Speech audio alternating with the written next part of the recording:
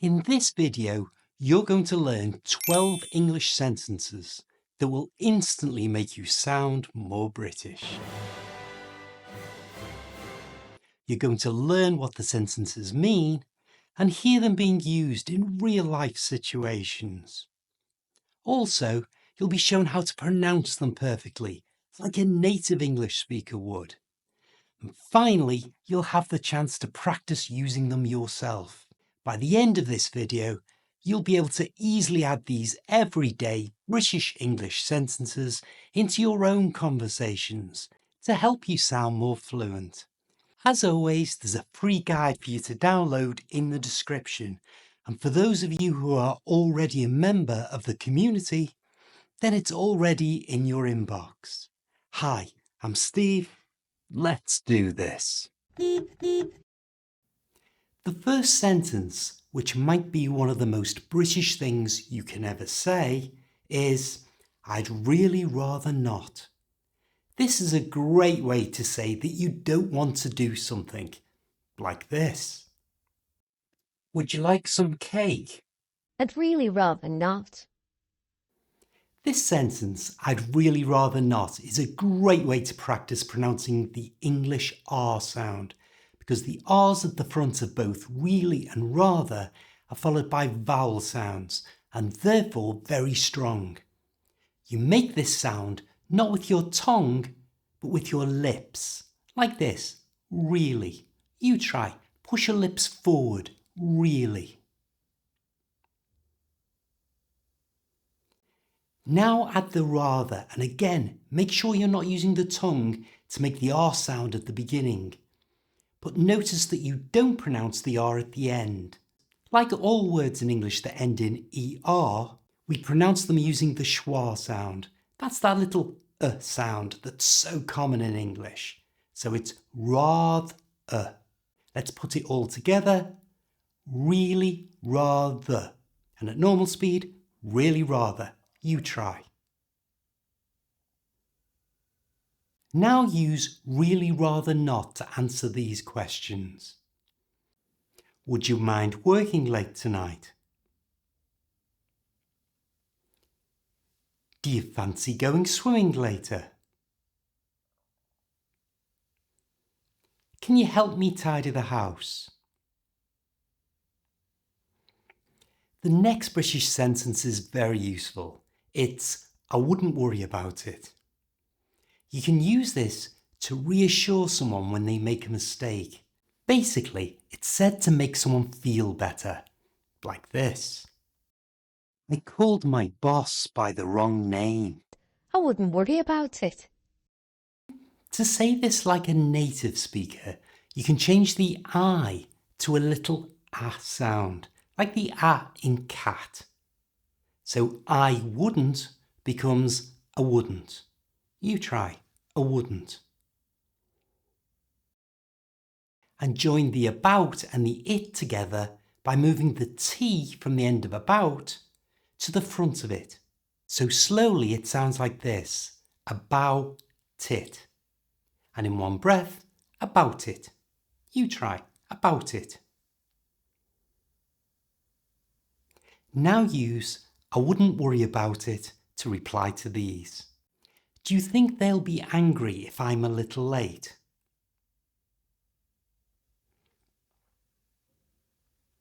I forgot to send the email. I'm not wearing the right outfit for a fancy night out. The next English sentence is "not fussed, to be honest." This is a relaxed way to say you don't care about something either way. Use it like this. Do you want tea or coffee? Not fussed, to be honest. The first thing to notice is that to be grammatically correct, this should have I'm at the front. I'm not fussed, to be honest. But the I'm is commonly left out in natural speech, as is the t sound at the end of not. It just becomes not.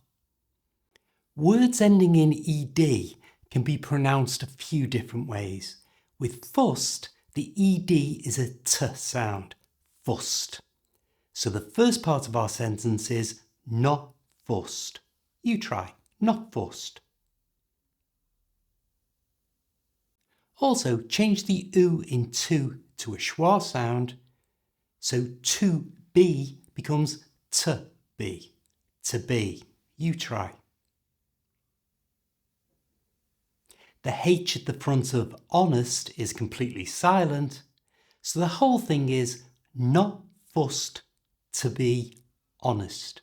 And at normal speed, not fussed to be honest. You try.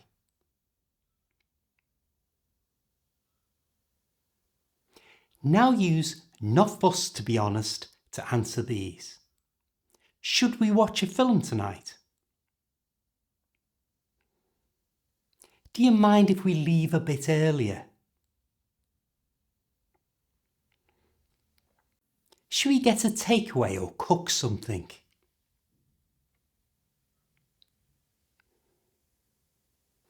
Our next British expression is, I'll have a think. This is a common way to say you'll consider something without making a decision straight away. It gives you time to think. Like this.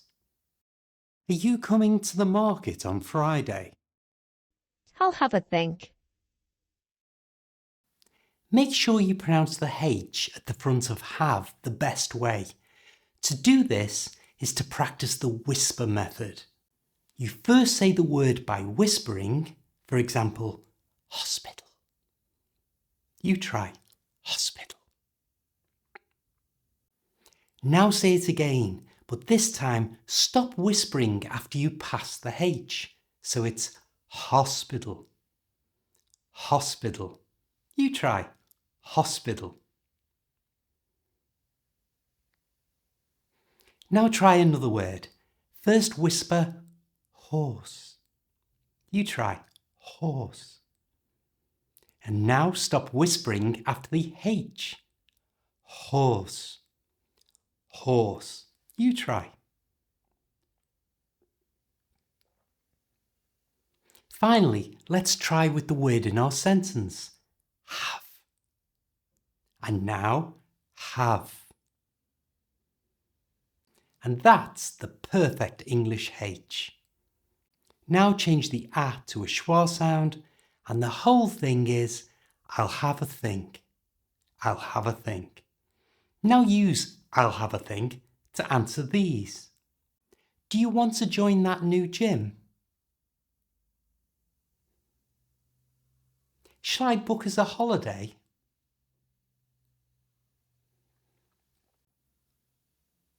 Would you be interested in going to night school?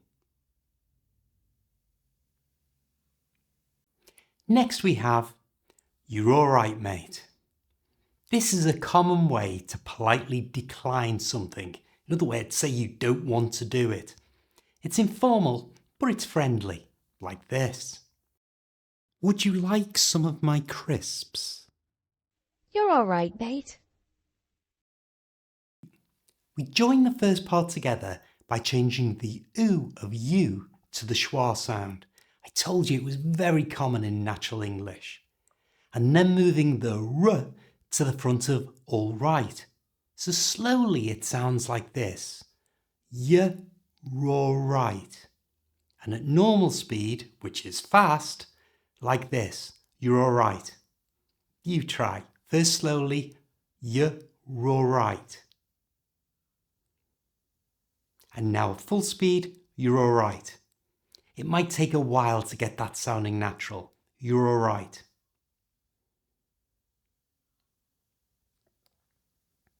Also, because you're telling someone, not asking someone, we go down in pitch at the end. You're all right, mate. You're all right, mate. Now use you're all right, mate to answer these. Do you want to lift home? Need a hand carrying those bags?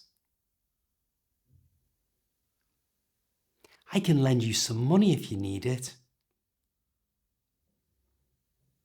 The next English sentence that will instantly make you sound British is, I wouldn't put it past them. This is a great phrase to say that you think someone is capable of doing something, often something sneaky or bad, like this. You think they stole my money? I wouldn't put it past them. To say this naturally like a native British speaker, we're going to change the I at the start to the A sound, like we did before. And we don't say the T on the end of wouldn't. So the first two words become I wouldn't. A wouldn't. You try. Put it past can be said as a single word by changing the T sound at the end of put to an R sound and squashing it all together. I'll do it slowly so you can hear it. Put it past. Put it past. And now full speed, put it past. You try. Slowly first, put it past. And now full speed, put it past. So the whole thing is, I wouldn't put it past them. You try. Now use I wouldn't put it past them to answer these. I swear they've put the prices up again. What do you think? Of course, they could just not be telling us the truth. The next English expression is, what are you like?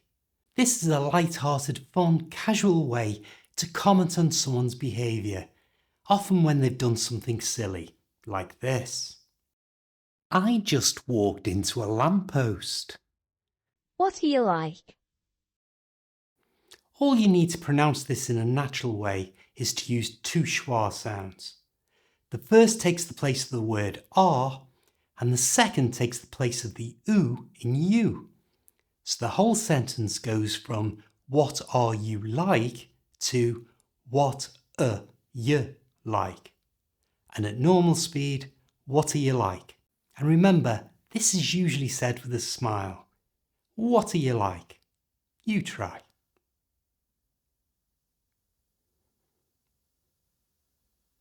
Now use what are you like to react to these. I managed to forget my keys again. Guess who left their phone on the bus? I accidentally sent a text meant for my mate to my boss. For this last one, let's add the earlier English expression we learned. I wouldn't worry about it. So the reply to I accidentally sent a text meant for my mate to my boss becomes, what are you like? I wouldn't worry about it. You try.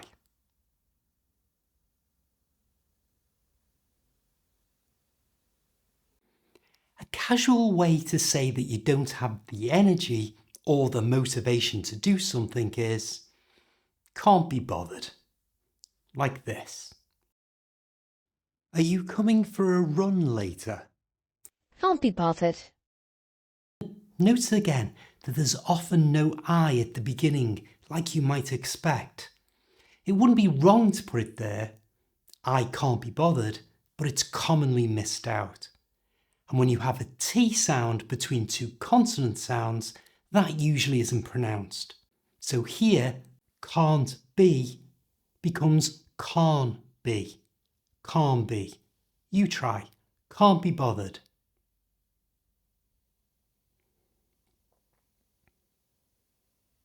Now use can't be bothered to answer these. Fancy doing the ironing? Do you want to cook tonight? Are you going to reply to that message? We all have to tell people sometimes that something is annoying us, and a great way to do this is with the British expression, it's doing my head in. Like this. You know what I hate? This traffic. It's doing me head in. few easy changes will have you saying this like a native English speaker. First, don't pronounce the G at the end of doing. Then change my to me. And finally, don't pronounce the H at the start of head, which is joined to the in. So slowly it's doing me din. And at full speed, do me edin. You try. Do me edin.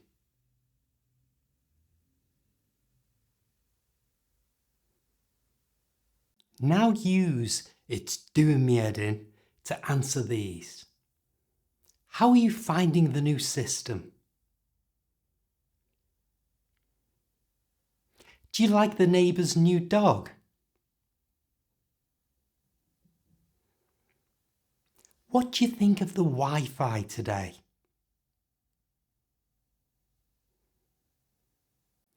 When you think something is stupid or unlikely, you can say, you're having a laugh. Like this. They're charging £7 for a pint in here. You're having a laugh. We often say this quickly by adding in some schwa sounds like this and not pronouncing the H at the start of having. So slowly it sounds like this. You're having a laugh. And at normal speed, you're having a laugh. You try. You're having a laugh.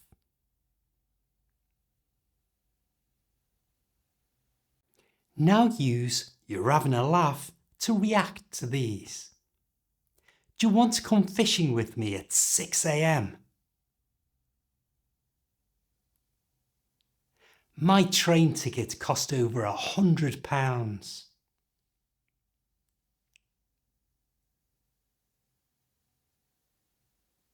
I'm going to wear my purple trousers for work.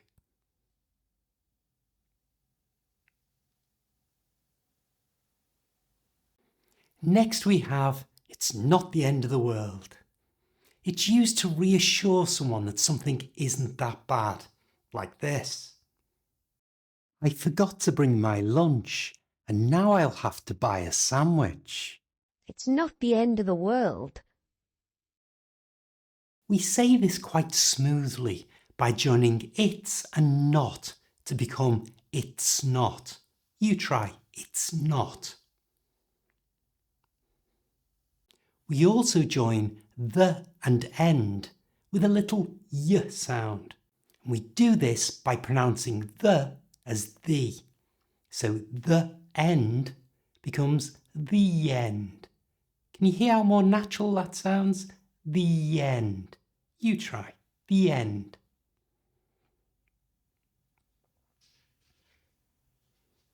Finally, change the word of to the schwa sound, So the whole thing is, it's not the end of the world. And at full speed, it's not the end of the world. You try.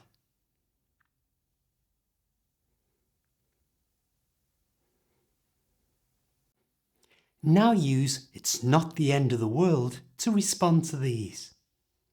I dropped my phone and now it's got a tiny scratch on the screen. The bus is a few minutes late. I was hoping for sun, but it looks like it'll rain all weekend. A very British way of saying you'll fix or deal with something is, I'll sort it out. The internet isn't working again. I'll sort it out. To say this in a fast, natural way, change the I in I'll to the ah sound, so it becomes I'll.